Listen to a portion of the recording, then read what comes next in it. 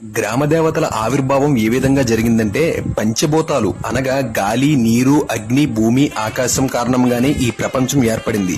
అందుకని మొదటి దశలో పంచభూతాలకి ప్రత్యేకగా 5 గ్రామ దేవతలు ఏర్పాటు చేశారు. ఆ దేవత నామాలు ఏమిటంటే పృథ్వీ దేవత, జల దేవత, అగ్ని దేవత, వాయు దేవత, ఆకాశ దేవత.